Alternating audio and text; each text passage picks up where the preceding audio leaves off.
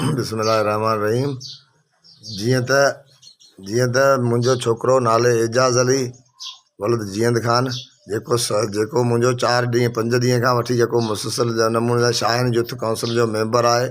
ज़िले थरपारकर जो, जेको मुसलसल 4 ॾींहं 5 ॾींहं खां वठी जेको गुम आहे, किथे बि हुनजो ॾस पतो कोन थो पए, कंहिं बि जॻह ते ॾस पतो हुनजो कोन थो पए।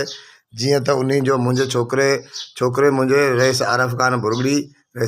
बुरगड़ी जे ख़िलाफ़ु ख़बर हलाई त असांजा प्लाट जे पैसा हुआ 60 लख रुपए जो। 60 लख रुपया असांजी जॻह हिकिड़े फराडी मोहम्मद सन उर्फ़ मोर चांजे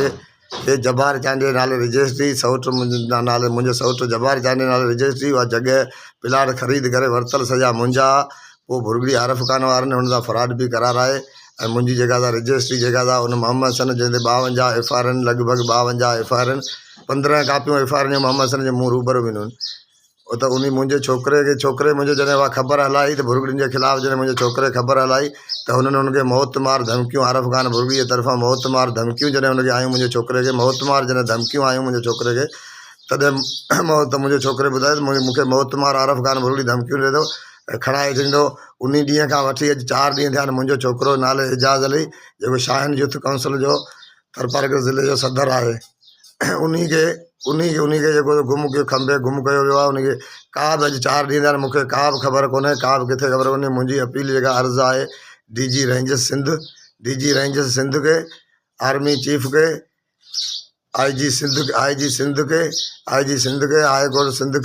हाई कोर्ट सिंध खे ऐं समाजी अॻवान जेके सोशल वर्कर आहिनि, सोशल वर्कर जेके बि सहाफ़ी नुमाइंदा, त मुंहिंजो नालो एजाज़ छोकिरो जेको सहाफ़ी हो, सहाफ़त जी दुनिया में हो, जंहिंखे अॼु 4 ॾींहं थिया आहिनि खंबे वॾेरनि गुम करे छॾियो आहे। 4 ॾींहं थिया आहिनि जेको मोर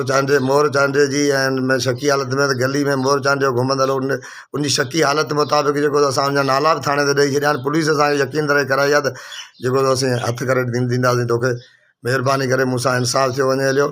पूरी सिंध जे जेके बि सिंध जा बाशऊर आवाम जेका सिंध जी आहे, सिंधी जेका बाशऊर आवाम जेका आहे,